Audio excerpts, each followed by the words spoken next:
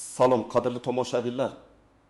Bugungi video har bir nafaqaxo'r yoki yaqin orada nafaqaga chiqmoqchi bo'lgan har bir shaxs uchun hayotiy ahamiyatga ega. Men sizga hozir aytadigan ma'lumotlar sizning oylik pensiyangiz miqdorini sezilarli darajada oshirishi mumkin. Shunday ekan, diqqat bilan tinglang, chunki bu sizga bevosita ta'sir qiladi. Hozirdayoq kanalimizga obuna bo'ling va bu videoga like bosing, chunki bu ma'lumotlar hammaga yetib borishi kerak. Ishonamanki, videomiz sizning nafaqangizni adolatli hisoblashda muhim ahamiyat kasb etadi. Muammoning mohiyati. Avval qanday edi va hozir nima o'zgardi? Ko'plab fuqarolarimiz nafaqaga chiqqanlarida o'zlarining uzoq yillik mehnati uchun belgilangan pensiya miqdoridan hafsalasi pir bo'lishadi. Bu ayniqsa Sovet ittifoqi davrida, ya'ni 1901 yilgacha ishlaganlar uchun juda dolzarb muammo. O'sha davrda qozongan ish staji va ish haqi bugungi kunda pensiya hisoblashda ba'zan to'g'ri baholanmasligi mumkin. Natijada ko'p yillar davomida halol ishlagan insonlar loyiq bo'lgandan ancha kamroq pensiya olib kelmoqdalar. Bu esa nafaqaxo'rlarning turmush sharoitiga salbiy ta'sir ko'rsatadi. Keling, avvalgi holatni ko'rib chiqaylik. Sovet ittifoqi davrida pensiya qonunchiligi mutlaqo boshqacha edi. Ish stajiga, kasbga, ish joyiga qarab pensiya miqdorlari belgilanardi. O'sha paytda ish haqi miqdorlari bugungi kunda qo'llaniladigan stavkalardan ancha past edi. Masalan, oddiy bir ishchining oylik maoshi 20-30 so'm atrofida bo'lgan bo'lishi mumkin. Bu maoshlar hozirgi iqtisodiy sharoitlarga mos ravishda indeksatsiya qilinmaganda nafaqa miqdori juda arzimas bo'lib qoladi.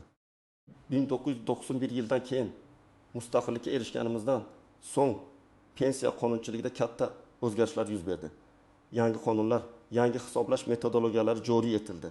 Biroq ko'pchilikning pensiyasi o'sha eski, ba'zan noto'g'ri yoki to'liq hisobga olinmagan ma'lumotlar asosida hisoblab chiqildi va shu bilan qolaverdi.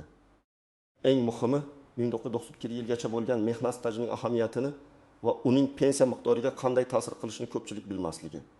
Axir, uzoq yillik ish staji bo'lgan fuqarolarimiz uchun bu davrning har bir yili oltin bilan teng.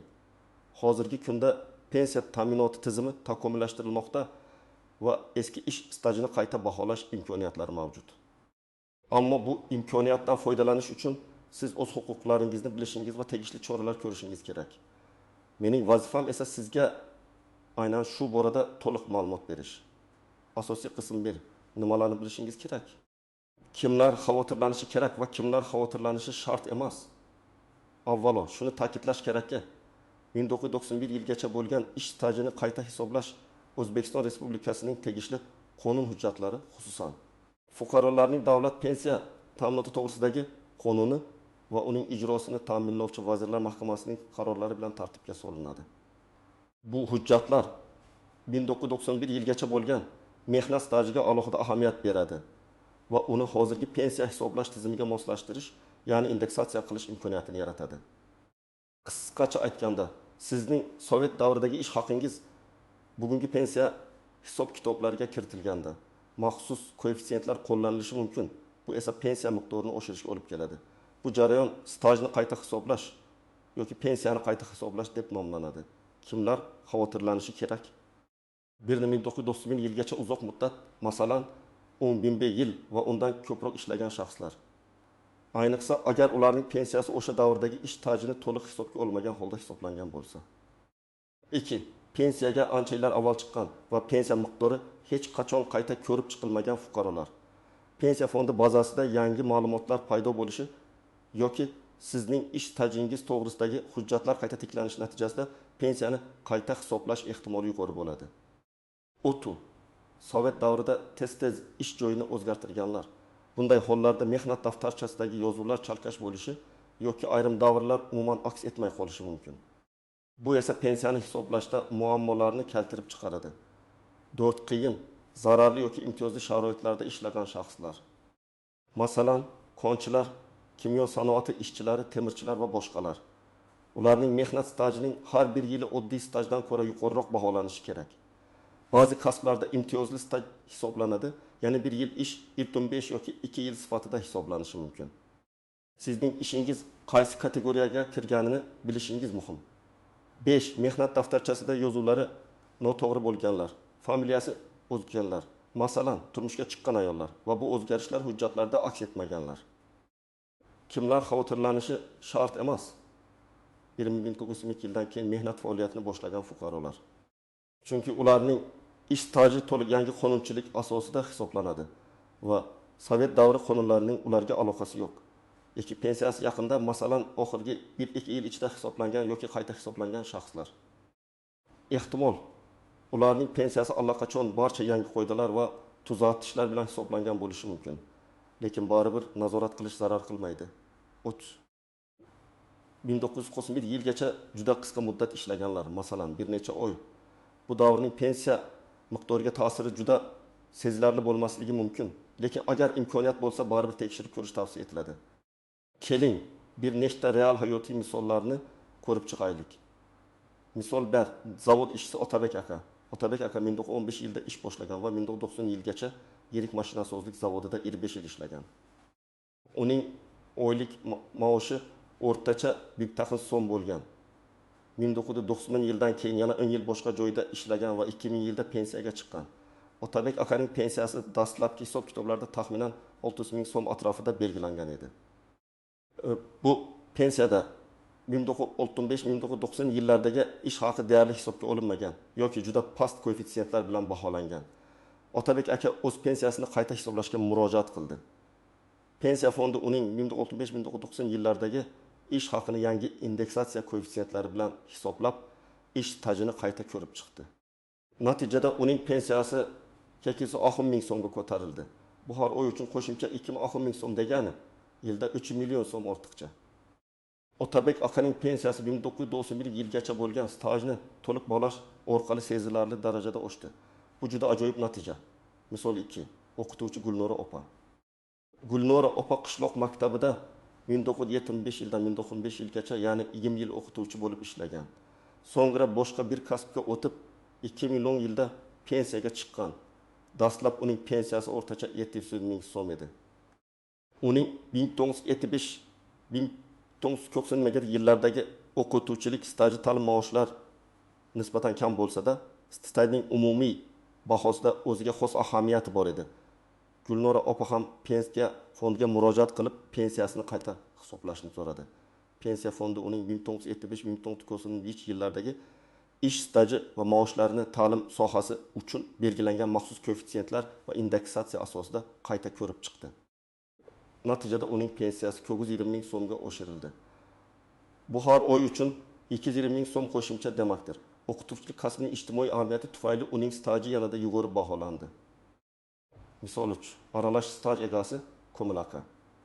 Komil aka 1960 yildan 1990 yilgacha qurilish sohasida, keyin 1990 yildan 2005 yilgacha boshqa bir korxonada ishlagan. Uning umumiy staji 25 yil. 2005 yilda pensiyaga chiqqanida uning pensiyasi hisob kitob qilinganda 1990 yillardagi qurilish staji to'liq hisobga olinmagan yoki o'rtacha maosh bilan hisoblangan edi. Uning dastlabki pensiyasi 5 ming so'm edi. Komil aka o'zining qurilish sohasidagi tajribasi va imtiyozli stajini yodga olib, pensiya jamg'armasiga murojaat qildi. U 1980-1990 yillardagi ish joyidan ish haqi ma'lumotnomalarini topib, ularni taqdim etdi. Pensiya jamg'armasi ushbu davrdagi haqiqiy ish haqi va stajni qayta ko'rib chiqib, uning pensiyasini 790 ming so'mga oshirdi. Bu oyga 230 ming so'm qo'shimcha mablag' demakdir. Bu misol shuni ko'rsatadiki, agar sizda aralash staj bo'lsa ham 1991 yilgacha bo'lgan davrni diqqat bilan tekshirish katta foyda berishi mumkin. Misol, tur hujjatlari yo'qolgan Zuhra xola. Zuhra xola 1990 yildan 1915 yilgacha yengil sanoat korxonasida ishlagan, ammo uning mehnat daftarchasi ish joyi yopilganda yo'qolgan. Faqatgina ish stajini tasdiqlovchi arxiv ma'lumotnomalari bor edi. Pensiyaga chiqqanida uning bu davrdagi maoshlari haqida ma'lumotlar yo'qligi sababli pensiyasi eng kam miqdordan hisoblab chiqilgan va 170 ming so'm atrofida edi. Zuhra xola pensiyasini oshirish uchun harakat qildi. U o'zining sobiq ish joyining arxiviga murojaat qilib, ish haqi to'g'risidagi ma'lumotnomalarni so'radi. Arxiv ma'lumotnomalarini taqdim eta olmagandan so'ng, u 2 nafar sobiq hamkasbi orqali sudga guvohlik ko'rsatmalarini taqdim etdi. Sud qaroriga ko'ra, uning 1970-1985 yillardagi staj va o'rtacha maoshi tasdiqlandi. Pensiya fondi ushbu sud qarori asosida pensiyani qayta hisoblab, uni 600 ming so'mga yetkazdi. bu oyga 200 ming so'm qo'shimcha demakdir. Bu misol shuni ko'rsatadiki, hatto hujjatlar yo'qolgan taqdirda ham imkoniyatlar mavjud. Asosiy qism 2. Qoidalardagi istisnolar, tuzoqlar va noaniq nuanslar. Har qanday qonunchilikda bo'lgani kabi pensiya hisoblash tizimida ham ba'zi istisnolar, e'tibor berish lozim bo'lgan tuzoqlar va noaniq nuanslar mavjud. Ularni bilish sizga jarayonni tushunishda va o'z haqqingizni to'liq himoya qilishda yordam beradi. Istisnolar va o'ziga xos qoidalar. 1. Harbiy xizmat va maxsus davlat xizmati. Agar siz Sovet davrida harbiy xizmatni o'tagan bo'lsangiz yoki maxsus davlat xizmati, masalan, ichki ishlar organlari, prokuratura, sud tizimi organlarida ishlagan bo'lsangiz, bu stajni hisoblashda alohida qoidalar qo'llaniladi. Ko'pincha bunday stajlar imtiyozli tarzda hisoblanadi. Ya'ni 1 yil xizmat 1 yildan ko'proq staj sifatida baholanadi. Bu esa umumiy pensiya miqdoriga sezilarli ta'sir qilishi mumkin. Harbiy bilet va xizmat guvohnomalarini saqlab qo'yganingizga ishonch hosil qiling. 2. Nogironlik pensiyalari. Agar siz nogironlik pensiyasini olayotgan bo'lsangiz, 1991 yilgacha bo'lgan stajni qayta hisoblash ham sizga foyda keltirishi mumkin. Nogironlik pensiyasining miqdori ham ish stajiga bog'liq. Ba'zida nogironlik pensiyasi oluvchilar staj kam hisoblanishi mumkin. Ammo eski stajni qayta baholash orqali pensiya miqdorini oshirish imkoniyati mavjud. Bu ayniqsa mehnatda mayib bo'lgan yoki kasb kasalligi tufayli nogironlikka chiqqan shaxslar uchun dolzarb. 3. Ayrim kasb va mutaxassisliklar, ayrim kasblar, masalan, uchuvchilar, konchilar, tibbiyot xodimlari, o'qituvchilar, ijodiy kasb egalari uchun Sovet davrida ham, hozirda ham staj hisoblashda o'ziga xos qoidalar va imtiyozlar mavjud. Bu kasb egalari staji nisbatan qisqa bo'lsa ham, ko'pincha yuqori pensiya olish huquqiga ega bo'lishgan. Hozirda ham ushbu imtiyozlarni qayta ko'rib chiqish va ulardan foydalanish mumkin. Tuzoqlar va noaniq nuanslar irgin. Hujjatlarning yo'q bo'lishi yoki noto'g'ri rasmiylashtirilishi bu eng katta muammo. Ko'plab odamlarning mehnat daftarchalari yo'qolgan, eski ish joylari tugatilgan yoki qayta tashkil etilgan bo'lishi mumkin. Ba'zida mehnat daftarchasida yozuvlar noto'g'ri, xato yoki chalkash bo'ladi. Masalan, ism familiyada xato, ishga qabul qilish yoki ishdan bo'shatish sanalarida noaniqliklar. Bunday hollarda stajni tasdiqlash uchun qo'shimcha hujjatlar, ish haqi ma'lumotnomalari, buyruqlardan ko'chirmalar, shaxsiy ish varaqalari talab qilinadi. Agar ular ham topilmasa, arxiv muassasalariga murojaat qilish kerak. Agar arxivlarda ham topilmasa, sud orqali stajni tasdiqlash mumkin. Bunda siz bilan birga ishlagan 2 nafar guvohning ko'rsatmasi muhim rol o'ynaydi. Bu jarayon murakkab va vaqt talab qilishi mumkin, lekin sizning huquqingizni himoya qilish uchun zarur. 2. Ish haqi davrini tanlash. Pensiyani hisoblashda eng muhim omillardan biri bu ish haqi davri. Qonunchilikka ko'ra, fuqaro o'zining xohishiga ko'ra ketma-ket istalgan 5 yil, 10 oy uchun ish haqi ma'lumotnomasini taqdim etishi mumkin. Bu davr 1990 yilgacha bo'lishi ham mumkin. Ko'pchilikning pensiyasi oxirgi ish joyidagi maoshlar asosida hisoblangan bo'ladi. Ammo ba'zida 1990 yilgacha bo'lgan davrdagi maoshlar indeksatsiya qilinganda hozirgi maoshlardan yuqoriroq pensiyani ta'minlashi mumkin. Shuning uchun imkon qadar sizning ish faoliyatingizdagi eng yuqori maosh olgan 5 yillik davrni aniqlashga harakat qiling. Bu davr 1990 yilgacha bo'lgan davrga to'g'ri kelsa ham.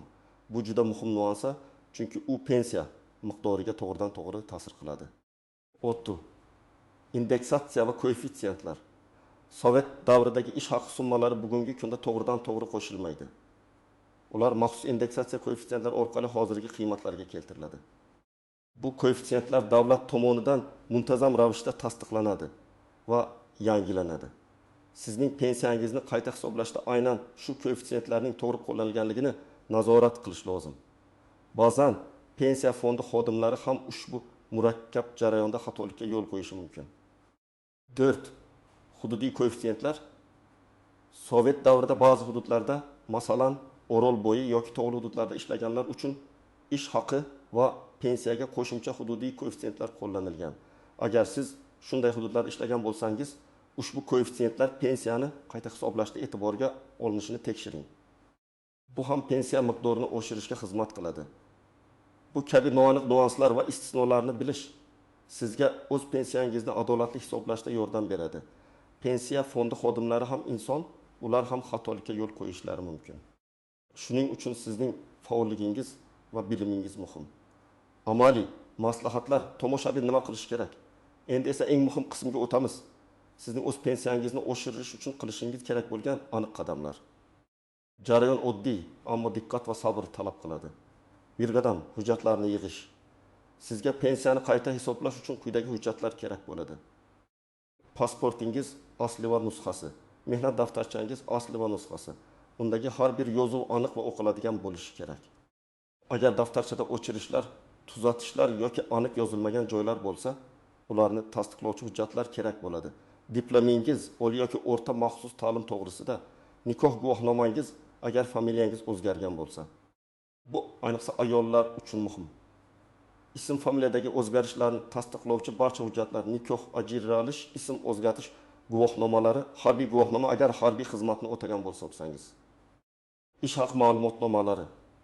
Eng muhimi shu, sizning mehnat faoliyatingizdagi istalgan ketma-ket 5 yil 6 oy uchun ish haqi ma'lumotnomasini toping. Bu davr 1991 yilgacha bo'lishi ham mumkin. Asosiysi, o'sha 5 yilda olgan maoshingiz boshqa davrlarga nisbatan eng yuqori bo'lganiga ishonch hosil qilish. Shu ma'lumotnoma sizning pensiya miqdoriga eng katta ta'sir ko'rsatadi.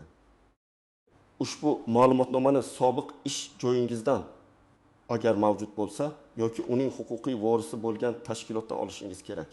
Agar korxona tugatilgan bo'lsa, davlat arxivlaridan qidirish zarur bo'ladi. 2 qadam qayerga murojaat qilish kerak? Barcha hujjatlaringizni to'plaganingizdan so'ng siz yashash joyingizdagi pensiya jamg'armasining tuman, shahar bo'limiga murojaat qilishingiz kerak.